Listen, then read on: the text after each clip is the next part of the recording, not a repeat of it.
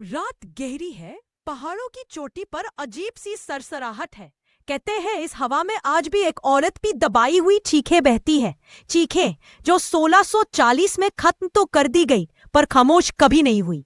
यह कहानी उसी रानी की है जिसे इतिहास ने भुला दिया पर जिसने मरते दम तक पूरी एक सल्तनत को चुनौती दी। यह कहानी है गढ़वाल की शेरनी रानी कर्णावती की। गढ़वाल की पहाड़ियों में एक समय शांति रहती थी, पर उस शांति को बचाने के लिए रानी कर्णावती ने अपना सब कुछ दांव पर लगा दिया।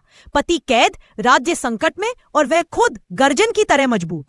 रानी कोई साधारण शासक नहीं, वह धनुष की महारत थी और रणनीति हर विषय को उन्होंने किले में बदल दिया था। उनके सामने मुगल सेना कई बार पीछे हट चुकी थी क्योंकि पहाड़ों का रास्ता कठिन था और रानी कर्णावती और भी कठिन। फिर 1635 में आया बादशाह शाहजहां का सबसे निर्दयी सेनापति अलाउद्दीन। 30,000 सैनिक, लोहे के घोड़ों की गड़गड़ाहट और आग के सहारे पहाड़ों की तरफ बढ़ती इसकी फौज। गढ़वाल अब युद्ध का मैदान बन गया था, लेकिन रानी कर्णावती ने ऐसा प्रतिकार किया कि मुगल 5 साल तक जीत नहीं पाए। वह दिन में गायब रहती, रात को दुश्मनों के शिविरों पर बिजली की तरह टूट पड़ती।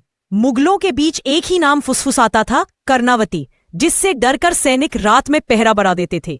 लेकिन जैसे जैसे मुगलों की संख्या बढ़ती गई, गढ़वाल की धरती जलती गई, गांव खाली हुए और रानी के सैनिक कम। अंतिम किला, अंतिम उम्मीद था। फिर आई वह रात जिसे गढ़वाल आज तक भूल नहीं पाया। मुगल सेना ने रानी के अंतिम किले को चारों ओर से घेर लिया। हजारों लोगों का नरसंहार हुआ। कई महिलाओं ने पहाड़ से छलांग लगाकर जान दे दी, पर मुगलों के हाथ नहीं पड़ी। यह गढ़वाल का सबसे दर्दनाक अध्याय था। कहते हैं रानी कर्णावती अपने अंतिम क्षण तक लड़ी। कुछ कहते हैं उन्होंने जौहर किया, कुछ कहते हैं वह पहाड़ से कूद गईं, और कुछ कहते हैं उनकी आत्मा अब भी उसी चोटी पर दिखाई देती है, हाथ में खून से सनी तलवार लिए। रानी की मृत्यु के बाद गढ़वाल टूटा पर हार नहीं माना। उनके पुत्र पृथ्वीपत शाह ने युद्ध की कमान संभाली। मुगलों को पहाड़ों से बाहर धकेल दिया गया।